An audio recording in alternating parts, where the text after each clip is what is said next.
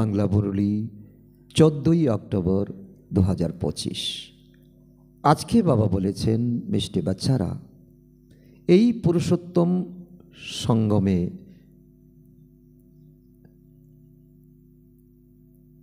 ওম শান্তি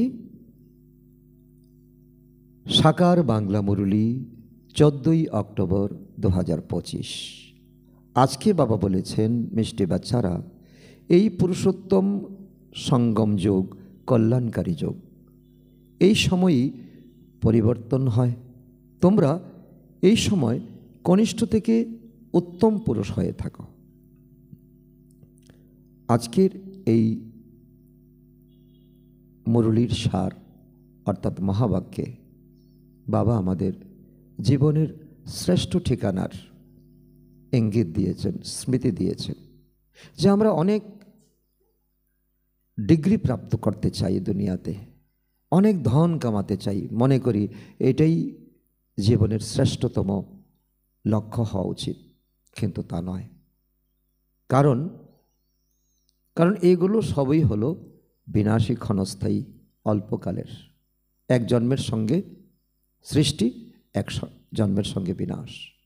আর এই সঙ্গম যুগে বাবা আমাদেরকে এমন পাঠ শিক্ষা দিচ্ছেন, এমন পড়াশোনা করাচ্ছেন, যার দ্বারা আমাদের আত্মা হয়ে ওঠে একেবারে শক্তিশালী, একেবারে ভরপুর। আর এই জ্ঞান হলো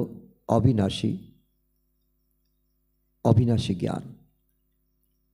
রুদ্র পরমপিতা পরমাত্মা এসে এই অবিনাশী জ্ঞান আমাদেরকে দিচ্ছেন ব্রহ্মার শরীরে প্রবেশ করে, আর বলছেন যে এই সময় তোমরা আর এখন শূদ্র নও, তোমরা এখন ব্রাহ্মণ। আর ব্রাহ্মণ জীবন হচ্ছে হীরেতুল্য জীবন। কারণ সত্যযুগে তোমরা স্বর্ণযুগে যাবে, আর হীরেতুল্য জীবন হচ্ছে এখন। কারণ এই সঙ্গম যুগে তোমাদের এমন কর্ম করতে হবে, এমন উত্তম হতে হবে, যাতে তোমাদের 21 জন্ম গ্যারান্টিযুক্ত জীবন পাও। তাহলে এই সঙ্গম যুগের ভ্যালু কতটুকু? এই সঙ্গম যুগকে আমরা যদি না বুঝি, না জানতে চাই, আর যদি এই দুনিয়ার ডিগ্রি, মানুষের দেওয়া ডিগ্রির পেছনে আমরা দৌড়াতে থাকি, তাহলে কি আমাদের অভীষ্ট পূরণ হবে? হবে না। আমাদের জীবনে অতৃপ্ত থেকেই যাবে। আমরা অন্তিম সময় বলবো, না আর পারলাম না। কিন্তু এই সঙ্গম যুগী ব্রাহ্মণ হয়ে যদি শেষ নিঃশ্বাস আমরা ত্যাগ করি, তাহলে আমাদের এই মৃত্যুকে মৃত্যু বলে মনে হবে না, চোখের জল পড়বে না। আমরা খুশিতে আমরা শরীর ছাড়ব। তো আজকের প্রশ্ন, এই জ্ঞান মার্গে কোন কথাটি ভাবলে বা বললে পরে উন্নতি করা যায় না? কারণ জ্ঞান মার্গেও এই সঙ্গম যুগ পেয়েও আমরা অনেক ভুল করি, অনেক উদাসীন হয়ে যাই, অনেক আলবেলাপন আমাদের মধ্যে আসে, অনেক আলস্য আমাদের মধ্যে আসে। তো এই আলস্যের কথাটি কোনটি? উত্তর, ড্রামাতে থাকলে পুরুষার্থ হবে, ড্রামাতে করালে করে নেব। এইরূপ ভাবনা যারা ভাবে বা বলে থাকে, তারা কখনো জ্ঞান মার্গে উন্নতি করতে পারবে না। এই কথাটা বলাই তো ভুল। তোমরা জানো বাচ্চারা, যে পুরুষার্থ তোমরা বাচ্চারা করছো, তাও ড্রামাতে আছে, পুরুষার্থ করতেই হবে। তো বিনা পুরুষার্থ এই দুনিয়াতে, সংসারে এক গ্লাস জলও কারো মুখে পড়বে না। নহি সুপ্তস্য সিংহস্য প্রবিশন্তি মুখে মৃগা। তো সিংহ বনের রাজা হয়েও তাকে পুরুষার্থ করে তার আহারকে ধরে নিতে হয়। তো ঠিক তেমনি এখন ড্রামাতে থাকলে হবে, ড্রামাতে থাকলে আমি করে নেব, হয়ে যাবে না। ড্রামা বলবো পরে, আগে করব পুরুষার্থ, তবেই আমাদের জীবন উন্নত হবে, শক্তিশালী হবে। আজকের এই গীত, এই কাহানি হলো প্রদীপ ও তুফানের। নির্বল লড়াই বলবানের সাথে এই কাহানি হলো প্রদীপ ও তুফানের। আসলে এই বলবান মায়া, নির্বল আত্মা যখন এখন বাবার জ্ঞান প্রাপ্ত করতে চলছে, জ্ঞানবান হতে চলছে, সঙ্গমযোগী ব্রাহ্মণ হতে চাইছে, তখন তার এই প্রদীপকে নিভিয়ে দিতে চায়। তার জীবনে অনেক তুফান এনে দেয়, অনেক সংকল্প বিকল্প এনে দেয়। আর এই সংকল্প বিকল্পরূপী মায়াকে আমাদের এখন বুঝে বুঝে তাকে জয় করতে হবে। মায়াজিৎ জগৎজিৎ। কারণ এই প্রদীপটাকে যদি আমরা একটু ধরে রেখে রেখে তাকে যদি আমরা জিয়ে রাখতে পারি, তাহলে আমাদের এই মায়াজিৎ জগৎজিৎ হবে। আর আমরা এই কল্যাণকারী সঙ্গম যোগকে বুঝবো, আর ড্রামা বলবো না, আমাদের জীবনে অনেক উন্নত হবে। ওম শান্তি। এই গানটা হলো কলিযুগী মনুষ্যদের গান, ফিল্মি গান, কিন্তু এই গানের অর্থ কেউ জানে না, যারা বানিয়েছে তারাও জানে না, এটা তোমরাই জানো। তোমরা হলে এখন পুরুষোত্তম সঙ্গমযোগী ব্রাহ্মণ। সঙ্গম যুগের কথাটার সাথে পুরুষোত্তম শব্দটি লিখতে হবে, কারণ উত্তম পুরুষ তোমরা তৈরি হচ্ছ। দুনিয়া জানে না, তুমি জানছো, ভগবান জানছে। তো তোমরা হলে এখন পুরুষোত্তম সঙ্গমযোগী। বাচ্চাদের তো জ্ঞানের পয়েন্ট মনে না থাকার কারণে কিছু কিছু অক্ষর তো লিখতে ভুল হয়ে যায়। এটা মুখ্য। পুরুষোত্তম সঙ্গমযোগ কথাটা লিখতে হবে, মানুষকে বোঝাতে হবে। তো এর অর্থ তোমরাই বুঝতে পারো, বোঝাতে পারো। পুরুষোত্তম মাসও হয়ে থাকে। ভক্তরা পুরুষোত্তম মাসে কী করে? গান কীর্তন করে, স্নান করে, বিকার যাওয়া বন্ধ রাখে, তাদের শুদ্ধ ভোজন করে তারা। তো এটা হলো পুরুষোত্তম সঙ্গম যুগ।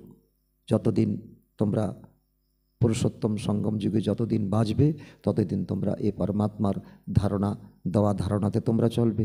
এই সময়টা সঙ্গম যুগের একটা উৎসব, কারণ এই সময়ে তোমরা যা কর্ম করছো, তো দ্রাপর যুগ থেকে তোমাদের এক একটা কর্ম দ্রাপর যুগের ভক্তদের জন্য করণীয় উৎসব হবে।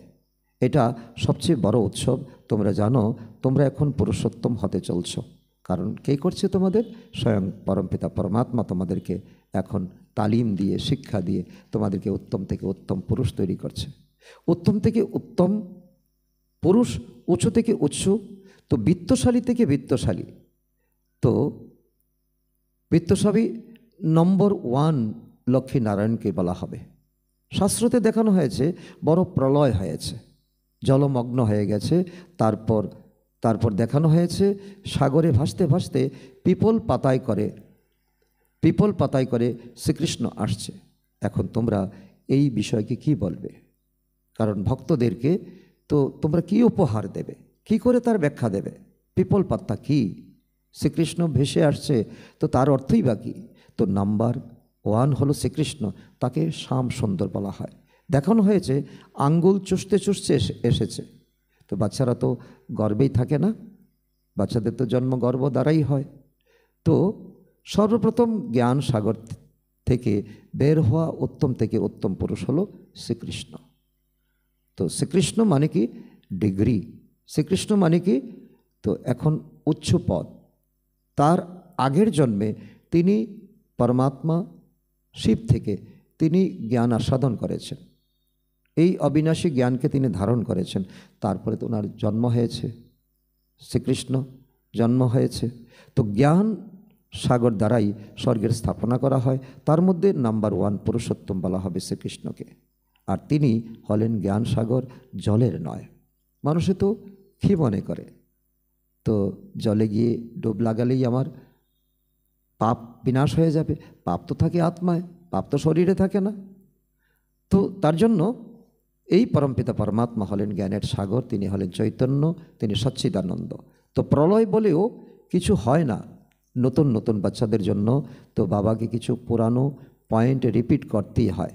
তো এই সঙ্গম যুগ সম্পর্কে তো কারোরই কোনো ধারণা নেই। তো এই হলো পুরুষোত্তম সঙ্গম যুগ। এই যুগকে বলা হয় পরিবর্তন হওয়ার যুগ, কারণ এখন পরিবর্তন হতে হবে আগামী 21 জন্মের জন্য। তো এই সময় হলো কনিষ্ঠ থেকে সর্বোত্তম হওয়ার যুগ, কারণ মায়া তোমাদেরকে কনিষ্ঠ করে দিয়েছে। আর এই সময় সংকল্প করে পড়াশোনা করে তোমাদেরকে উত্তম হতে হবে 21 জন্মের জন্য। যেমন শিব বাবাকেও পুরুষোত্তম বা সর্বোত্তম বলা হয়ে থাকে, তিনি হলেন ওই পরমাত্মা। আবার আত্মাদের মধ্যে উত্তম হলো এই লক্ষ্মীনারায়ণ। সত্যযুগের মহারাজা, ওনাদের এরকম কে বানিয়েছেন? তোমাদেরকে কি সংকল্প চলে? আর ভক্তদের তো এই সংকল্প তোমাদের দিতে হবে। এই বিষয়ে শুধু তোমরা বাচ্চারাই জানো, বাচ্চারাও বুঝে গেছো এই সময় আমরা পুরুষার্থ করছি কেন? লক্ষ্মীনারায়ণ হবার জন্য। পুরুষার্থ করাটা কঠিন নয়, অনেক সহজ। এই শিক্ষাটা এতই সহজ যে অহল্যারা কবজাদের মতো অশিক্ষিতরাও বুঝতে পারে।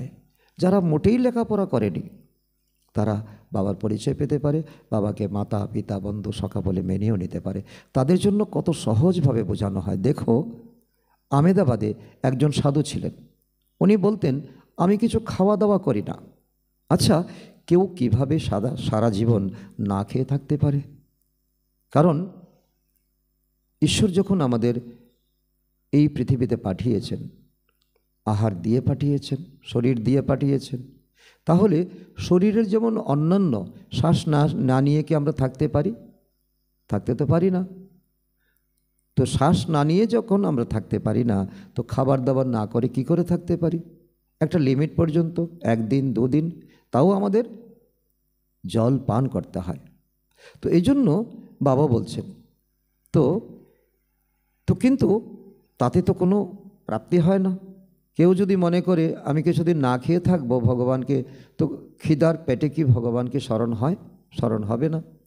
তো যেমন গাছকেও তো খেতে হয় না, গাছও প্রাকৃতিকভাবে মাটি ও জল টেনে নিয়ে থাকে তার শিকড়ের দ্বারা, তবেই তো গাছের বৃদ্ধি হয়। তো শিকড় কেটে দাও তো দেখবে পাতাসহ সব কিছু মুষড়ে গেছে। তো সাধু সন্তরা এমন কিছু ঋদ্ধিসিদ্ধির মাধ্যমে অলৌকিক শক্তি পেয়ে থাকে, যার মাধ্যমে তারা কি করে? মানুষকে অলৌকিক কিছু দেখায়, আর মানুষের তার বিশ্বাস হয়ে যায়। তারা আগুনের উপর দিয়ে, জলের উপর দিয়ে চলাচল করতে পারে। ঠিক এর মাধ্যমে কোনো কিছু লাভ হয় কি? হয় না। আগুনের উপর দিয়ে হেঁটে গেলে, জলের উপর দিয়ে হেঁটে গেলে ঋদ্ধিসিদ্ধি করে হয়তো তারা করতে পারে, কিন্তু তাতে তো আর পরমাত্মাকে প্রাপ্তি করা যায় না, সঙ্গম যোগের অনুভব করা যায় না, তো কনিষ্ঠ থেকে উত্তম হওয়া যায় না।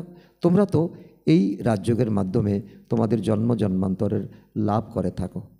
তোমাদেরকে জন্ম জন্মান্তরের দুঃখী থেকে সুখী বানাতে পরমপিতা পরমাত্মা আসেন। বাবা বলেন, বাচ্চারা, ড্রামা অনুসারে আমি তোমাদেরকে গুপ্ত পয়েন্ট শোনাই।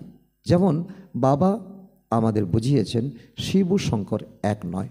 শঙ্করের তো এই সৃষ্টিতে কোনো পার্টই নেই। এই ড্রামাতে শিব ব্রহ্মা বিষ্ণুর পার্ট আছে। অত্যন্ত বোঝার মতো বিষয়, কারণ আমরা ভক্তি থেকে এসেছি, তার জন্য শঙ্করের কথাটাকে এখানে রাখতে হয়। বাস্তবে শঙ্কর হলো এই সময় ব্রাহ্মণদের স্থিতি। কারণ শঙ্করের যা যা আকৃতি দেখানো হয়েছে, উনি কোনো বস্ত্র পরে নেই, উনি বাঘের ছালকে তিনি পরিধান করে আছেন, বাঘের ছালের উপর তিনি বসে আছেন। তো এই সময় আমাদের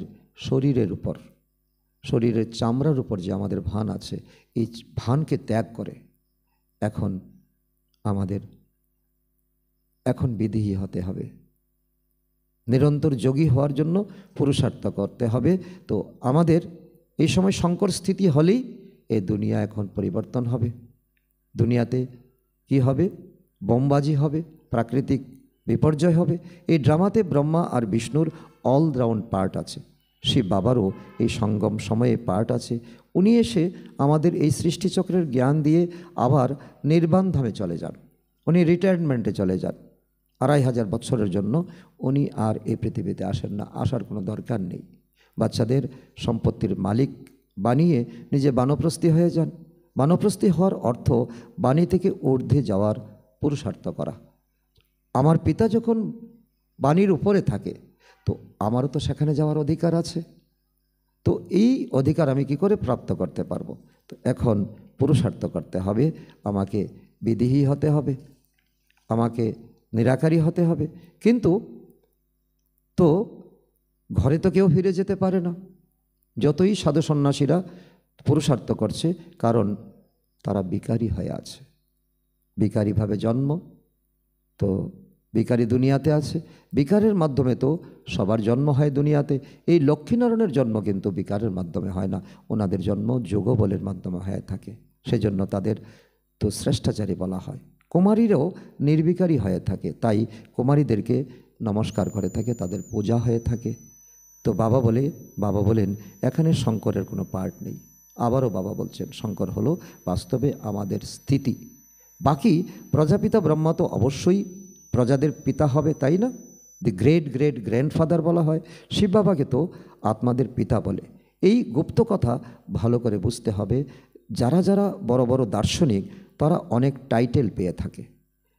তো পণ্ডিতদেরকে শ্রী শ্রী 108-এর টাইটেল দেওয়া হয়ে থাকে। তো বেনারসের কলেজ থেকে পাশ করে ডিগ্রি নিয়ে আসে তারা, এবং ভক্তদের কাছে তারা অনেক মর্যাদা পায়, আর ভক্তরাও তাদেরকে ঘিরে থাকে, একত্রিত হয়। তো বাবা গুপ্তাজিকে বেনারস পাঠিয়েছিলেন ব্রহ্মা বাবা, যে পণ্ডিতরাও ঈশ্বরের টাইটেল দিয়ে রেখেছেন, তো তাদেরকে বোঝাও যে আপনারা তো ঈশ্বরের টাইটেল দিয়ে রেখেছেন, ঈশ্বর আর আপনারা তো এক নয়। তো গুপ্তাজি এই দায়িত্ব পালন করার জন্য তিনি তো বেনারসে গেছেন এবং অনেক সেবা করেছেন। বাবাকে শ্রী শ্রী 108 জগৎগুরু বলা হয়ে থাকে। মালাও কিন্তু ভক্তদের মালা 108-এর হয়ে থাকে। 8-এর রত্নের কথা বলা হয়। 8 রত্ন। আমাদের যখন সময় খারাপ বলে মনে করি তখন আমরা কি করি? আমরা তো কুষ্টি বিচারকের কাছে যাই, পামিষ্টের কাছে যাই, এবং তিনি তখন আমাদেরকে নবরত্নের আংটি ধারণ করার জন্য বলেন। তো 8 রত্ন হলো এই সময়ে ব্রাহ্মণ আত্মারা যারা খোদাই খেদমতগার হয়ে এই যজ্ঞকে রক্ষা করে চলছে, আর এক হলো মধ্যকানের হলো পরমপিতা পরমাত্মা। তো এই নবরত্নের 8 রত্নের কথাও বলা হয়। আর নবরত্ন হলো বাবা। তো তারা পাস উইথ অনার হয়ে থাকে, যারা এই জগতের জন্য, বিশ্ব কল্যাণের জন্য তারা পুরুষার্থ করে থাকে। তো তার জন্য সেজন্য তাদের স্মরণ করা হয়। আবার তার থেকে কম 108-এর পূজা করা হয়ে থাকে। যজ্ঞের যখন রচনা হয়, কেউ 1000, কেউ 10,000, কেউ 50,000, কেউ লক্ষ লক্ষ শালিগ্রাম বানিয়ে তাকে পূজা করে শিবলিঙ্গর সাথে। মাটি দিয়ে বানিয়ে শালিগ্রামদের যজ্ঞ করা হয়, তাদের যজ্ঞ রচনা করা হয়। তো যত শেঠ হবে, ধনবান হবে, ততই শালিগ্রাম বেশি করে বানাবে। বাবা বুঝান। তো মালা তো অনেক বড়, 16,108-এর মালা, 108-এর মালা 16,108-এর মালা হয়ে থাকে। তোমরা সবাই বাবার সঙ্গে ভারতবর্ষকে পাবন বানানোর সেবা করে যাচ্ছ না? তো বাবার যেমন পূজা হয় তেমনি বাচ্চাদেরও পূজা হয়। তারা জানে না আক্ষরিক অর্থে তো রুদ্র যজ্ঞটা কি। সবাই তো শিব বাবার সন্তান। তো এই সময় সৃষ্টিতে জনসংখ্যা তো অনেক বেশি, তাও তো সবাই শিব বাবার সন্তান। 850 কোটি তো এই লোক এই দুনিয়াতে বসবাস করছে। সকলে কিন্তু সকলের মধ্যে আত্মা আছে, আত্মা হলো পরমাত্মার সন্তান। কিন্তু সব বাচ্চারা পরমাত্মার সহযোগী হয় কি হয় না, জানে কি জানে না। এই সময় তোমরা বাবাকে যত সহযোগ করবে তত উচ্চ পদ পাবে। আর তারা যেমন চেনে না, জানে না, এবং তারা এই জ্ঞান শুনবেও না, এবং তারা সত্যযুগে যাবেও না। এটাও কিন্তু সত্য, এটাও কিন্তু ড্রামা। তো এই জন্য বাবা বলে কি, তো বাবাকে যত সহযোগ করবে তত উচ্চ পদ পাবে, তো পূজনযোগ্য হয়ে যাবে। তো এই জন্য বাবা আমাদেরকে এক লটারি দিচ্ছেন। এমনভাবে কারোর ক্ষমতা নেই বোঝানোর মতো, যিনি এই বিষয়কে বোঝাতে পারে আর এই বরদান দিতে পারে, এই যজ্ঞ করে তুলতে পারে। তো এই জন্যই বলা হয় ঈশ্বরের কোনো অন্ত নেই। বাবা এসে জ্ঞানের কথাই বুঝিয়ে বলেন আমাদেরকে। তো বাবা জ্ঞানের সাগর বাবাকে বলা হয়। প্রেরণার তো কোনো কথাই হয় না। ভগবান প্রেরণার মাধ্যমে কখনো বাচ্চাদেরকে জ্ঞান দিতে পারেন কি, বোঝান কি? না। তোমরা জানো বাবার কাছে সৃষ্টির আদি মধ্য অন্তের জ্ঞান আছে। সেই জ্ঞান তোমরা বাচ্চাদেরকে আমি শোনাই, এটা তো নিশ্চিত, তাই না? নিশ্চয়ই বুদ্ধি হয়েও বাবাকে আবার তোমরা ভুলে যাও। বাকি পড়াশোনার মূল বিষয় হলো বাবাকে স্মরণ করা। স্মরণের যাত্রার মাধ্যমে কর্মাতীত অবস্থাকে পাওয়া তো অনেক কঠিন। তাতেই মায়ার বিঘ্ন আসে, কিন্তু পড়াশোনাতে এত বিঘ্ন আসে না। তো জ্ঞান তো সহজ, কারণ যোগ হচ্ছে কঠিন। তো তো এমন বলা হয়ে থাকে শঙ্কর চোখ খুললে বিনাশ হয়ে যাবে, কিন্তু তো এমন কথা বলাটাও কিন্তু ভুল। কারণ বাবা বলেন না না, আমি বিনাশ করাই না, শঙ্কর বিনাশ করায়। এই কথাটাও ভুল। দেবতারা পাপ করতে পারে কি? পারে না। বাবা এসব কথা আমাদের আমাদের এখন বোঝাচ্ছেন। এই শরীরটা হলো আত্মার রথ, আর প্রত্যেকটা আত্মার নিজস্ব রথ রয়েছে। শিব বাবার যেমন ব্রহ্মা হলেন রথ, আর আমাদের প্রত্যেকের শরীর হলো আত্মার রথ। আমি এই শরীরের আধার নিয়ে থাকি, সেজন্য আমার জন্ম দিব্য অলৌকিক হয়ে থাকে। কে বলছেন? শিব বাবা বলছেন। কোন রথ? ব্রহ্মা বাবার রথ। এখন তোমাদের বুদ্ধিতে 84 জন্মের চক্র ঘুরছে না? 84 জন্মের চক্র ঘুরছে। তোমরা জানো তোমরা ঘরে ফিরে যাবে, পুনরায় স্বর্গে আসবে। বাবা খুব সহজ করে বুঝিয়ে থাকেন।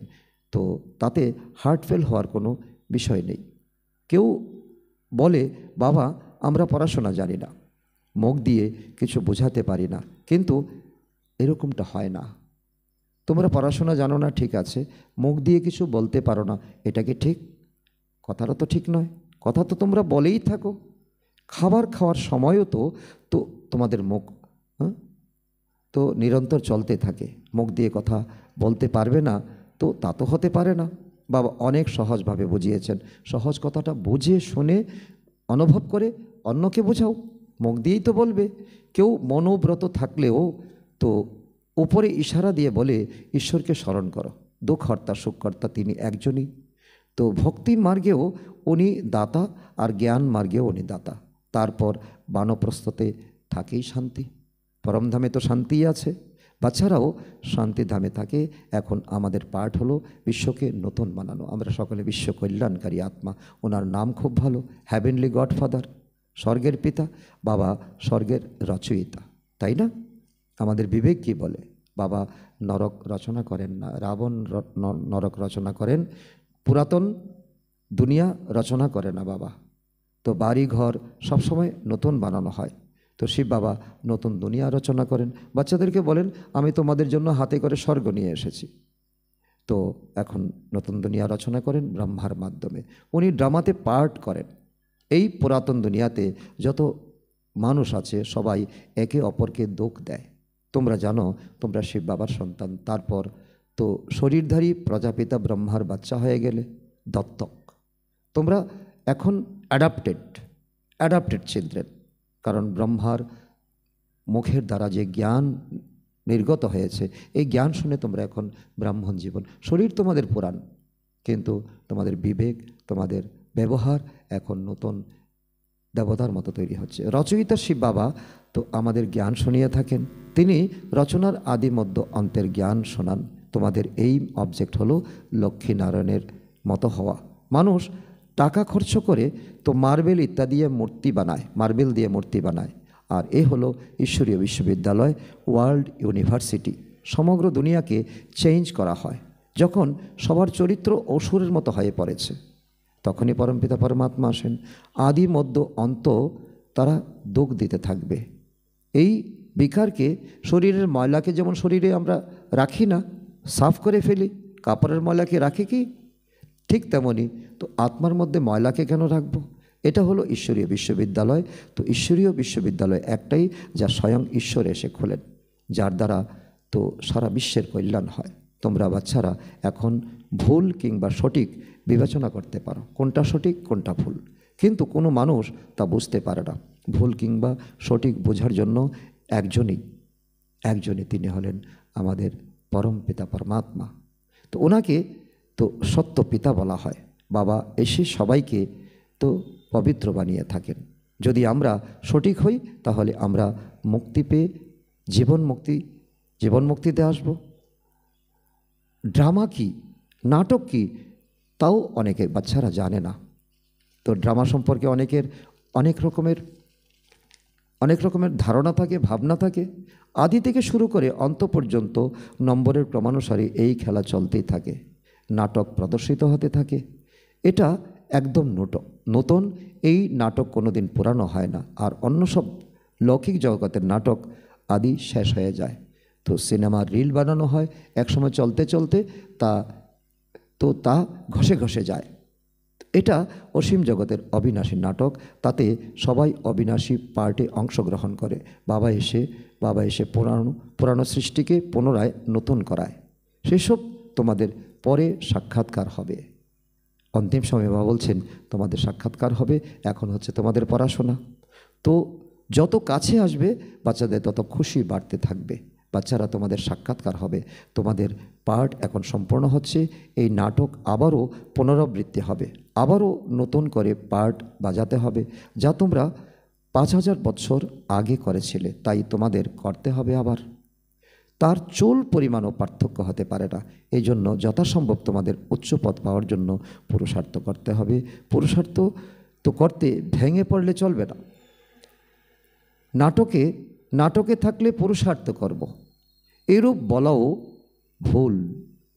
ড্রামাতে থাকলে পুরুষার্থ করব, নাটকে থাকলে পুরুষার্থ করব, এটাও তুমি এখন সঙ্গমযোগী ব্রাহ্মণ হয়ে এ কথাটাও যদি উচ্চারণ করছো তাহলে তোমাদের ভুল। তোমাদের পুরুষার্থ করতেই হবে।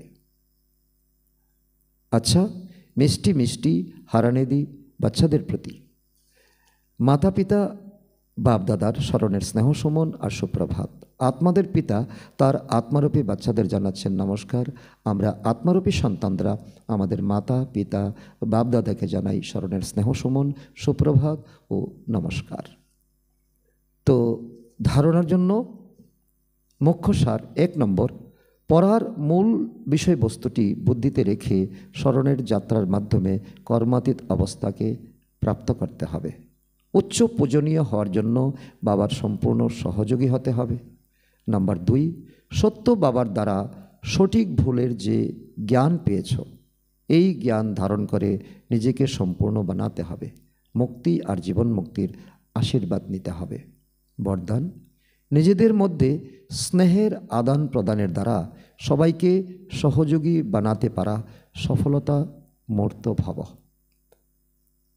তার অর্থ, এখন তোমরা জ্ঞান দেওয়া এবং নেওয়ার স্টেজ পাস করছো। এখন স্নেহের আদান প্রদান করো। যে কেউ সামনে আসুক, সম্বন্ধ সম্পর্কে আসুক, তাকে স্নেহ দিতে হবে এবং স্নেহ নিতে হবে। এবং তাকে বলা হয়ে থাকে সবার স্নেহের লাভলি। জ্ঞান দান অজ্ঞানীদের করতে হবে, কিন্তু ব্রাহ্মণ পরিবারে স্নেহের দান করো, মহাদানী হও। সংকল্পেও যেন কারো প্রতি স্নেহের সংকল্প ছাড়া আর কোনো সংকল্পই উৎপত্তি না হয়। যখন সবার প্রতি স্নেহভাব জেগে যায় তখনই স্নেহের সারা অর্থাৎ রেসপন্স সহযোগ হয় এবং সহযোগের ফলস্বরূপ সফলতা প্রাপ্ত হয়ে থাকে। স্লোগান, 1 সেকেন্ডে ব্যর্থ সংকল্পকে তো বিন্দু লাগিয়ে দাও। এটাই হলো তীব্র পুরুষার্থ। মাতেশ্বরীজির মহাবাক্য। আজকাল মানুষ মুক্তিকেই মোক্ষ বলে। তারা বিশ্বাস করে যে যারা মুক্তি লাভ করে তারা জন্ম মৃত্যুর চক্র থেকে মুক্ত হয়। তারা জন্ম মৃত্যুর অনুপস্থিতিকে একটি উচ্চ মর্যাদা বলে মনে করে এবং এটি তাদের পুরস্কার। জীবন মুক্তি তারপর সেটাকেই বোঝে না যা জীবনে থেকে ভালো কাজ করে।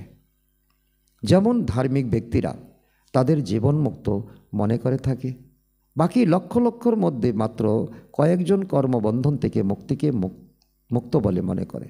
এটি তাদের নিজস্ব মতামত। যাই হোক, আমরা ঈশ্বরের কাছ থেকে শিখেছি যে যতক্ষণ না একজন ব্যক্তি প্রথমে বিকারী কর্মবন্ধন থেকে মুক্ত হয় ততক্ষণ পর্যন্ত তিনি শুরু থেকে শেষ পর্যন্ত দুঃখ কষ্ট থেকে মুক্ত হবে না। অতএব এ থেকে মুক্তিও একটি পর্যায়। তবু শুধুমাত্র প্রথমে ঐশ্বরিক জ্ঞান অর্জনের মাধ্যমেই কেউ সেই পর্যায়ে পৌঁছাতে পারে। পরমাত্মা নিজেই হলেন যিনি মুক্তি এবং জীবন মুক্তি প্রদানকর্তা।